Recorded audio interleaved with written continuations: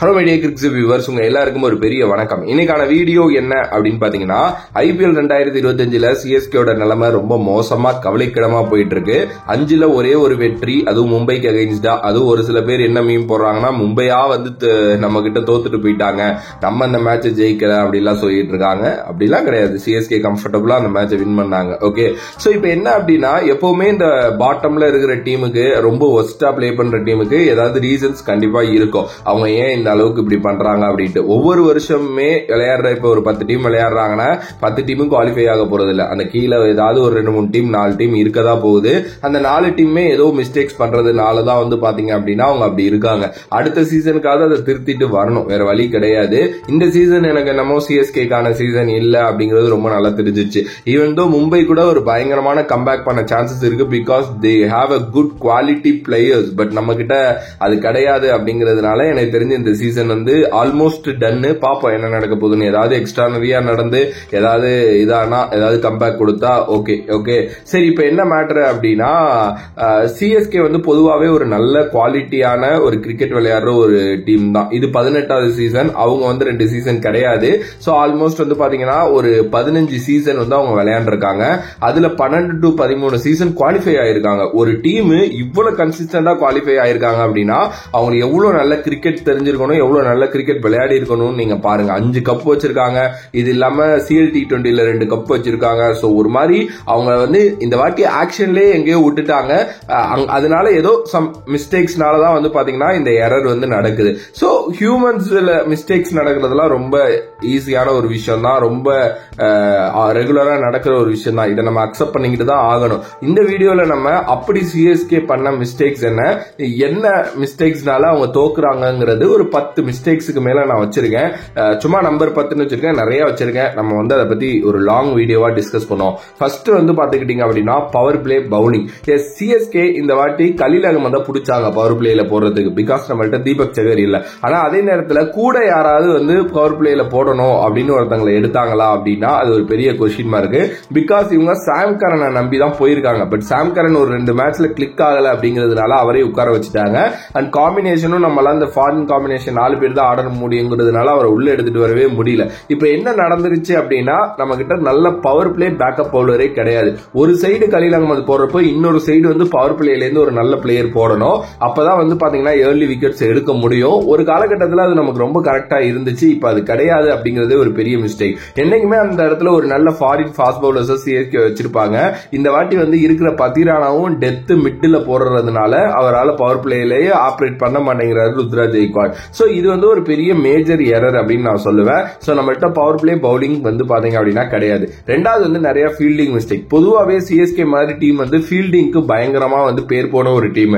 S, Badrinath நிறைய time வந்து பாத்தீங்க அப்படின்னா அந்த கமெண்ட்ரியில சொல்லுவார், என்னன்னா நம்ம 150 தான் அடிச்சிருக்கோம், ஆனா அந்த ஸ்கோரை 180 நீங்க காட்டணும் அப்படின்னு சொல்லிட்டு தோனி எப்பவுமே வந்து பாத்தீங்கன்னா சொல்லுவாரா.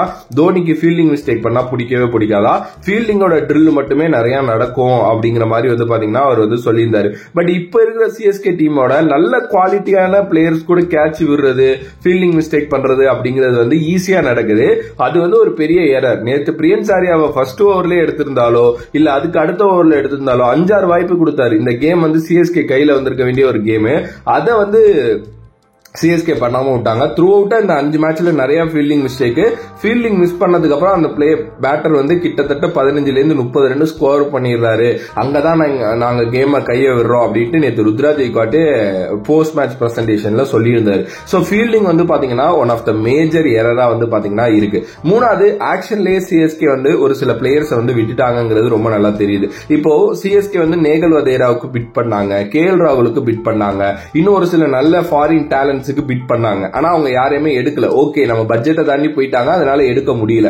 அப்ப என்ன பண்ணிருக்கணும், அந்த அளவுக்கு குவாலிட்டியா இருக்கிற பிளேயரை வந்து நீங்க எடுத்துட்டு வந்திருக்கணும். இப்ப கேஎல் ராகுலுக்கு அவங்க பிட் பண்ணாங்கல்ல, அப்ப கேஎல் ராகுல் சிஎஸ்கேக்கு தேவைப்பட்டிருக்காரு. ஏதோ ஒரு இடத்துல விளையாட வைக்கலாம், இவர் வந்தாருன்னா கரெக்டா இருக்கும் அப்படின்னு சொல்லிட்டு. சரி, கேஎல் ராகுல் கிடைக்கல, அவருக்கு பதிலா யாரை எடுத்தாங்க சத்தியமா எனக்கு தெரியல. அப்புறம் ஏன் கேஎல் ராகுலுக்கு பிட் பண்ணீங்கிற மாதிரி இருக்கு. நேகல் வதேரா ஒரு நல்ல மிடில் ஆர்டர் பேட்ஸ்மேன், ஒரு சூப்பரான லெப்ட் ஹேண்டர் பேட்ஸ்மேன். அவர் எடுத்துட்டு வந்து பிளேயிங் லெவல்ல செட் பண்ணலாம் தானே அவங்க பிட் பிட் பண்ணாங்க. அவருக்கு பதிலா பேக்கப்பா யாரை எடுத்துட்டு வந்தாங்க, அவர் கிடைக்கல அப்படின்னு வரைக்கும் எனக்கு சத்தியமா தெரியல. எஸ், அந்த ஆக்ஷன்லயே அதை விட்டுட்டாங்களோ அப்படிங்கிறது தெரியுது. இன்னொன்னு, அஸ்வினுக்கு 9 கோடி போனதெல்லாம் நானும் அப்ப சொன்னதான் சூப்பரான பிக் அப்படி இப்படின்ட்டு. பட் ரியாலிட்டியா இப்ப என்ன தெரியுது அப்படின்னா அதெல்லாம் ரொம்ப தப்பான ஒரு பிக் அப்படின்னு தான் நான் சொல்லுவேன். அவருக்கு அவ்வளவு போயிருக்கவே தேவையில்லை. ஆப்வியஸ்லி அது ஒரு பெரிய மேஜரான மிஸ்டேக். பட் எனிவே, நீங்க பவர் பிளேல அவரை யூஸ் பண்ணாம மிடில் யூஸ் பண்ணீங்க அப்படின்னா இன்னமும் சக்சஸ்ஃபுல்லா இருப்பார் ரவிச்சந்திரன் அஸ்வின். ஆனா அது வந்து பாத்தீங்க அப்படின்னா ருத்ராஜுக்கு தெரிய மாட்டேங்குது. அதுதான் நான் அடுத்த மிஸ்டேக்கா சொல்லுவேன், ருத்ராஜோட கேப்டன்சி. அவர் மேல ரொம்ப ஹார்ஷா நம்ம வந்து கேப்டன்சி இஷ்யூ அப்படின்னு வந்து சொல்லிட முடியாது.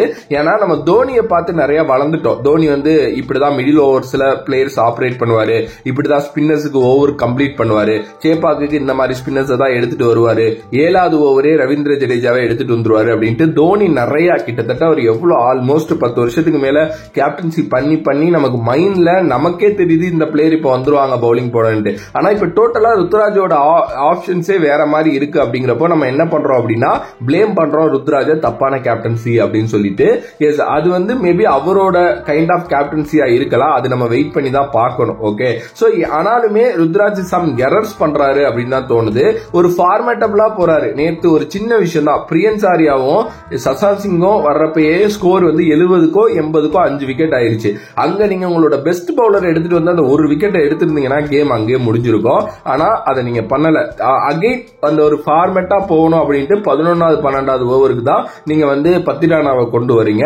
இதெல்லாம் சின்ன சின்ன மூவ்மெண்ட், இதெல்லாம் சின்ன சின்ன விஷயம். இதெல்லாம் வந்து பாத்தீங்க அப்படின்னா நம்ம ஃபீல்டுல பண்றப்பதான் கண்டிப்பா சிஎஸ்கே சக்சஸ்ஃபுல்லா மாறதுக்கு நிறைய சான்சஸ் வந்து பாத்தீங்கன்னா இருக்கு. சோ இந்த கேப்டன்சி எரர் அப்படிங்கிறது கொஞ்சம் நல்லாவே பண்ணிட்டாரு போல ருத்ராஜ் கெய்க்வாட் அப்படிங்கிறது நல்லா தெரியுது. ஓகே, இதுக்கப்புறம் தான் மெயினான விஷயம் பேட்டிங்ல இப்போ இருக்கிற இந்த IPL 2025 கல்ச்சர் மாதிரி நம்ம சிஎஸ்கேயோட கல்ச்சர் கிடையாது. They are still in 2010 to 2015 format. 2014-15ல கூட 2013-14ல கூட சிஎஸ்கே வந்து பாத்தீங்க அப்படின்னா ஒரு மாதிரி பயங்கரமான ஒரு பேட்டிங் லைனப் வச்சிருந்தாங்க, மெக்கலம், டுவேன் ஸ்மித் அப்படின்ட்டு. இப்ப விளையாடுற SRH இந்த பேட்டிங்லாம் அவங்க அப்பயே விளையாண்டவங்க, அப்பயே புதுசா T20க்கு அதை அறிமுகப்படுத்தினவங்க அப்படின்னே சொல்லலாம். ஆனா இப்ப ஏன் ரொம்ப பேக்வர்டா போயிட்டாங்க அப்படிங்கிறது எனக்கு தெரியல. எஸ், ஆனா அவங்க யோசிச்சு எடுத்தது கரெக்ட் தான். ராகுல் திரிபாதியை ஓபன் பண்ண வச்சு அவரை வந்து பயங்கரமா பவர் பிளேயை மேக்ஸிமைஸ் பண்ண வைக்கணும் அப்படின்னு சொல்லிட்டு தான் அவங்க யோசிச்சு எடுத்திருக்காங்க. ஒர்க் அவுட் ஆகல. ஆனா இவங்க ஒரு ஃபாரின் பேட்டர் மேல, லைக் ஒரு ஃபேப் டு பிளிசிஸ் மாதிரி ஒரு பேட்டர் மேல இன்வெஸ்ட் பண்ணிருக்கணும். அது பண்ணலையா? ருத்ராஜ் கெய்க்வாட் ஸ்ட்ரெயிட்டாவே ஓபனிங் வந்திருக்கணும். இந்த எரர்ஸ் பண்றது தான் இங்க வந்து ஒரு பெரிய மிஸ்டேக்காவே இருக்கு. எல்லா டீமுமே பவர் பிளேல 70ல இருந்து 80 ஸ்கோர் பண்றாங்க. ஆனா நம்மளோட ஹையஸ்ட் ஸ்கோரே நேத்து தான் வந்துச்சு 50 சம்திங். ஓகே, சோ இப்போ இங்க என்னன்னா சிஎஸ்கேவோ அப்படி 70-80 அடிக்கணும் அப்படிங்கறது நான் சொல்லல. ஏர்லி விக்கெட் சுட்டுறாங்க. குறிப்பா அந்த பவர் பிளேல விளையாட மாட்டேங்கிறாங்க. 4 ஓவருக்கு 10 ரன் அடிக்கிறாங்க. இதெல்லாம் ருத்ராஜ் கெய்க்வாட் இருந்தா நடக்கவே நடக்காது. நீங்க ருத்ராஜ் கெய்க்வாட்டையும் டெவான் கான்வேயும் இறக்கி விட்டுட்டு நீங்க அடிச்சு தும்சம் பண்ணுங்கடான்லாம் சொல்ல தேவையில்ல. ஒரு ஓவருக்கு ஒரு 7ல இருந்து 8 ரேட்ல அந்த 6 ஓவர் விளையாண்டாலே போதும். விக்கெட் விடாம அந்த 6 ஓவருக்கு ஒரு 45ல இருந்து 50 வந்தாலே மேக்ஸிமைஸ் பண்ணிடுவாங்க அவங்க. அதுக்கப்புறம் ஏன்னா அந்த மாதிரி கைண்ட் ஆஃப் பிளேயர்ஸ் தான் Devon Conway and like Ruturaj Gaikwad. Rachin ரவீந்திராவை நீங்க ஒரு 1 டவுன் அனுப்பி நீ பேட்டை உடுப்பா அப்படின்னு சொல்லிட்டு அனுப்புனீங்கன்னா, அவருக்கு அந்த ஃப்ரீடம் கொடுத்தீங்கன்னா அங்க வந்து எலிவேஷன்ஸ் கிடைக்கும். சோ இப்படிதான் மூவ் பண்ணிருக்கணும் சிஎஸ்கே. பட் இது நம்மளோட பாயிண்ட் ஆஃப் வியூ. பட் அவங்க ஆக்ஷனுக்கு முன்னாடியே ருத்ராஜ் கெய்க்வாட் நம்பர் 3 பிக்ஸ் பண்ணது வந்து ஓகே. அப்ப பிக்ஸ் பண்ணிட்டீங்கன்னா நீங்க ஒரு அடால் துடால் பேட்ஸ்மேன், ஒரு பில் சால்ட் மாதிரி இல்ல வேற யாராவது ஒரு நல்ல ஒரு ஓபனரை எடுத்திருக்கணும். அது பண்ணாதது வந்து பாத்தீங்கன்னா ஒரு மேஜர் எரர் ஃபார் சிஎஸ்கே அப்படின்னு நான் சொல்லுவேன். அங்கேயே நம்ம ஆல்மோஸ்ட் பவர் பிளே இழந்துடுறோங்கிறது தான் என்னைய பொறுத்த வரைக்கும் ஒரு கன்சர்னா இருக்கு. அதே மாதிரி batting order and batting lineup வந்து பாத்தீங்கன்னா இப்போ ஒரு மிடில் ஆர்டர்ல ரொம்ப ஸ்ட்ராங்கான ஒரு பேட்டிங் கோரே கிடையாது. ஒரு காலகட்டத்தில் சுரேஷ் ரெய்னா, அம்பத்தி ராயுடு, ஈவன் தோ ஒரு 1-2 சீசனுக்கு ராபின் உத்தப்பா, ஒரு டைம்ல வந்து பாத்தீங்க அப்படின்னா இன்னமும் நல்ல எக்ஸ்ப்ளோசிவான நல்லா பொறுமையா நின்று ஆடக்கூடிய இந்த மாதிரி எல்லாமே கம்பைண்டா இருக்கிற இந்தியன் டேலண்ட்ஸ் இருந்தாங்க. இந்த வாட்டி அது மாதிரி தான் தீபக் கூடா, விஜய் சங்கர் மாதிரி பிளேயர் எடுத்துட்டு வந்திருக்காங்க. பட் தீபக் கூடா, விஜய் சங்கர்லாம் நீங்க என்னைக்கு அவ்வளவு சக்சஸ்ஃபுல்லா ஒரு அம்பத்தி ராயுடு மாதிரி பிளே பண்ணி பார்த்திருக்கீங்க அப்படிங்கிறது எனக்கு தெரியல. ஏன்னா அம்பத்தி ராயுடு சிஎஸ்கேக்கு வர்றப்பயே அவர் 100 மேட்சுக்கு மேல மும்பைக்காக விளையாண்டு இருந்தாரு. அங்க ரொம்ப சக்சஸ்ஃபுல் மிடில் ஆர்டரா இருந்தாரு. ஓகே, இங்க வந்து அதை அப்படியே கன்டினியூ பண்ணாரு. சுரேஷ் ரெய்னா நான் சொல்லி தான் உங்களுக்கு தெரியணும்னு இல்ல, அவர் வந்து பாத்தீங்கன்னா மிஸ்டர் IPL. இங்கெல்லாம் தான் அந்த டாக்டிக்கல் எரர் பண்ணி பண்ணிட்டாங்க. மேபி அவங்க இன்வெஸ்ட் பண்ண பிளேயர்ஸ் வந்து ஒர்க் அவுட் ஆகாததான் இங்க பெரிய இஷ்யூவா போயிருச்சு அப்படின்னே வந்து சொல்லலாம். சோ இது வந்து பாத்தீங்கன்னா கரெக்டான ஒரு விஷயம் கிடையாது. இதையும் வந்து பாத்தீங்கன்னா அவங்க யோசிச்சிருந்திருக்கணும் அப்படின்னு நான் சொல்லுவேன். அடுத்தபடியா வந்து மோர் டிபெண்ட் ஆன் தோனிங்கிற மாதிரி தான் எனக்கு தெரியுது. எஸ், ஆக்சுவலா வந்து நான் வந்து சின்ன வயசா இருக்கிறப்போ வந்து நான் ஒரு அண்ணனோட மேட்ச் பார்த்துட்டு இருப்பேன். அப்போ வந்து என்ன ப்ரோ விக்கெட் விழுந்துருச்சு என்ன பண்றது அப்படின்னு கேக்குறப்போ அவர் சிம்பிளா சொல்றது தலை இருக்காருப்பா பாத்துப்பாரு அப்படின்ட்டு. ஓகே, இப்போ வந்து we are in 2025, எனக்கு 26 வயசாயிருச்சு. பட் இப்பவுமே நான் கேட்கிற விஷயம் என்ன அப்படின்னா தலை இருக்காரு பாத்துப்பாரு அப்படின்னு சொல்லிட்டு. இன்னமும் நம்ம அந்த ஒரு ஆளை நம்பி டிபெண்டா இருக்கோம் அப்படிங்கறது வந்து என்னால அக்செப்டே பண்ணிக்க முடியாது. Yes, he is the beast, freaking beast. அவரை நம்ம குறைய சொல்ல முடியாது. அவர் வந்து வேற லெவல். அவர் இல்லனா இப்ப கேவலமா அவரை நிறைய பேர் குறை சொல்லிட்டு இருக்காங்க. அவர் இல்லனா நம்மள்ட்ட கப் இருந்திருக்காது, ஒன்னும் இருந்திருக்காது. இன்னும் நம்ம வந்து ஒரு ஒஸ்டான டீமா தான் இருந்திருப்போம். ஓகேவா? ஆனா அவரை ஏன் குறை சொல்றாங்கன்னு எனக்கு தெரியல. சோ பட் நான் தான் என்ன மேட்டருங்கிறதுக்கு வரேன். சோ ஒரு பிளேயர் வேற ஒரு பிளேயர் பினிஷ் பண்றதுக்கு கிடைக்கல. சோ அதுவுமே ஒரு இது. அதுக்கு அடுத்தபடியா சிவம் டூபே இந்த வருஷம் ஃபயர் ஆகல. அவர் ஒரு நல்ல பேட்டர் தான், மிடில் ஆர்டர்ல சூப்பரா ஸ்பின்னர்ஸை டார்கெட் பண்ணக்கூடிய ஒருத்தர். பட் இந்த வருஷம் ஃபயர் ஆகல. அதுவும் வந்து பாத்தீங்க அப்படின்னா அது வந்து டீமோட எரர் கிடையாது, அது பர்சனலா அவர் அதை க்ரூம் பண்ணி வரணும் அடுத்த மேட்சஸுக்கு, அவ்வளவுதான். சோ இதை தாண்டியும் இன்னும் ஒரு சில விஷயங்கள் இருக்கு. லைக் நியூ பிளேயர்ஸுக்கு வாய்ப்பு கொடுக்கல அப்படி இப்படின்ட்டு.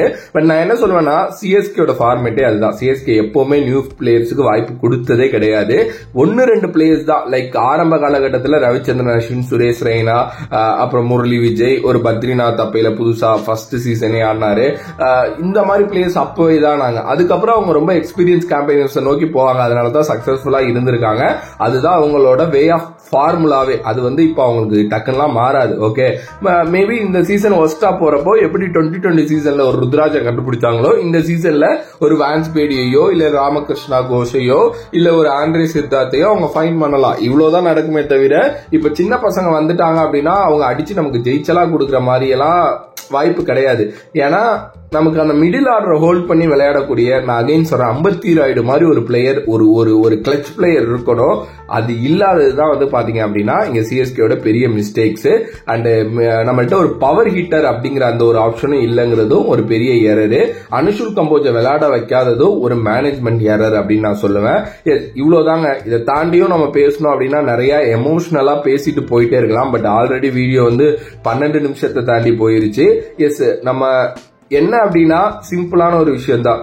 வெற்றிகள் வர்றப்போ நம்ம எந்த அளவுக்கு ஏத்துக்கிட்டு அவங்களுக்கு சப்போர்ட் பண்றோமோ, தோல்விகள் வர்றப்போ நம்ம என்ன பண்ணணும் அப்படின்னா அதை வந்து நம்ம கடந்து அக்செப்ட் பண்ணிட்டு கடந்து போகணும். நம்ம டீம் திருப்பி மீண்டு வந்துருவாங்க அப்படின்ட்டு தேவையில்லாம அவங்களை அபியூஸ் பண்றது, தேவையில்லாம அவங்க மேல வெறுப்ப கேட்கறது, தோனி ரிட்டையர் ஆகணும்னு சொல்றது, இதெல்லாம் வந்து தேவையில்லாத பேச்சு. சீரியஸ்லி நிறைய நெகட்டிவா போயிட்டு இருக்கு. நம்ம டீமுங்க சிஎஸ்கே திருப்பி வருவாங்க.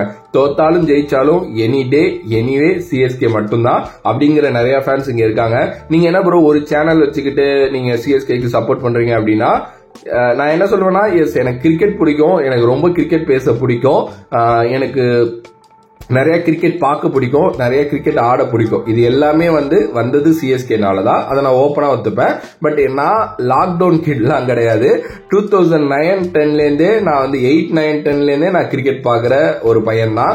ஸோ அப்பையிலேருந்தே நான் நிறைய கிரிக்கெட் பார்ப்பேன். ஸோ நான் ஐபிஎல்னு வர்றப்போ சிம்பிளுங்க, நான் உங்கள்கிட்ட சொல்றதுக்கு என்ன, நான் இப்போ ஒரு மேட்ச் டெல்லியும் ஆர்ஆரோ ஆடுறாங்க அப்படின்ட்டு நான் ஒரு மேட்சுக்கு நான் ரிவ்யூ போடுறேன்னு வைங்களேன், 4000 வியூஸ் தான் போகும். இந்த 4000 வியூஸ் என்ன ஓப்பனாவே சொல்றேன், 4000 வியூஸ் என்ன பண்ணும்னா யூடியூபர்ஸுக்கு தெரியாத ஒரு அல்காரிதம் இருக்கு. என்னோட மத்த காமன் வியூஸ் அது அடி அவங்க செஞ்சிடும். ஓகேவா? ஸோ இதனால ரெவன்யூ பாதிக்கும். சிம்பிள், அவ்வளவுதான். ஸோ அது இப்ப நான் எப்படி நான் இவ்வளோ இது பண்ணி எஃபர்ட் போட்டு எடிட் பண்ணி இன்னும் ஒரு சில வீடியோஸுக்கு நான் எடிட்டரை யூஸ் பண்ணுவேன், அவங்களுக்கு காசு கொடுத்து இது எல்லாமே பாத்தீங்கன்னா எனக்கு தேவையான ஒரு சில விஷயங்கள் வாங்குறது, இது எல்லாமே இதுல இருந்து வர இதை வச்சுதான். ஓகே, சோ நான் அதனால மட்டும்தான் பாத்தீங்க அப்படின்னா நான் இது பண்றேன். உடனே நீங்க உண்மையான கிரிக்கெட் ஃபேன் கிடையாதுன்னா சொல்லாங்க. ஏன்னா நம்ம full and full India matches எல்லாமே கவர் பண்ணுவோம். ஐபிஎல்னு வர்றப்போ சிஎஸ்கே பத்தி தான் நம்ம நிறைய பேசுவோம். யூஸ்வலான ஒண்ணுதான் அது. ஓகே, சோ உங்களோட கருத்து இந்த சிஎஸ்கேயோட மிஸ்டேக்ஸ் பத்தி என்னவோ அது பாத்தீங்க அப்படின்னா கமெண்ட் பாக்ஸ்ல கமெண்ட் பண்ணுங்க. வேறொரு வீடியோல வேறொரு கான்செப்ட்ல உங்களை சந்திக்கிறேன். Until then, bye from this is VJ Money. Love you all. Stay safe மக்களே.